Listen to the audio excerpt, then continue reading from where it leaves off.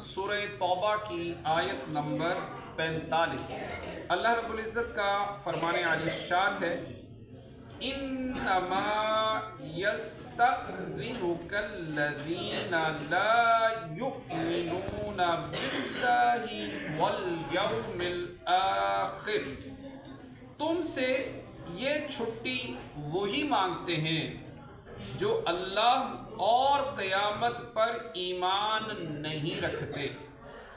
وَارْتَابَتْ قُلُوبُهُمْ، اور ان کے دل شک میں پڑے ہیں۔ فَهُمْ فِي رَيْبِهِمْ يَتَرَدَّدُونَ،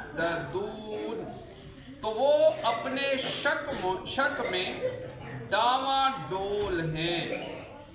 یعنی جہاد کے موقع پر بہانہ بنا کر رہ جانے کی اجازت مانگنا منافقین کی علامت ہے۔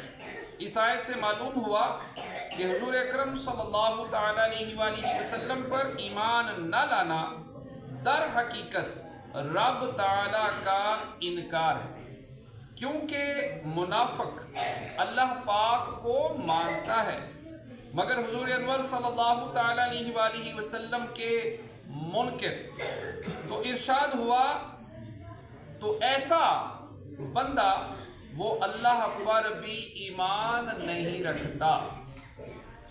اس طرح کے اسلام کی حقانیت اور کفر کے بطلان پر انہیں یقین نہیں اور نہ اس کے عکس کا یقین ہے۔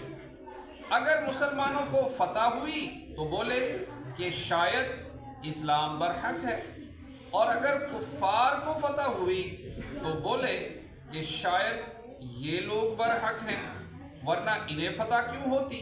یا یہ مطلب ہے کہ انہیں اللہ رسول کے وعدوں پر یقین نہیں اور رسول کریم صلی اللہ تعالیٰ علیہ وآلہ وسلم کی خبروں پر اطمینان نہیں۔ ایمان تو نام ہی اس چیز کا ہے کہ رسول اللہ صلی اللہ تعالیٰ علیہ وآلہ وسلم کی ہر خبر میں ان کی تصدیق کی جائے۔ تردد تصدیق کے ساتھ کیسے جمع ہو سکتا ہے؟ اللہ پاک کی بارگاہ میں دعا ہے کہ جو پڑھا سنا عمل کی توفیق عطا فرمائے، آمین بجاہ خاتم النبیین صلی اللہ علیہ وسلم۔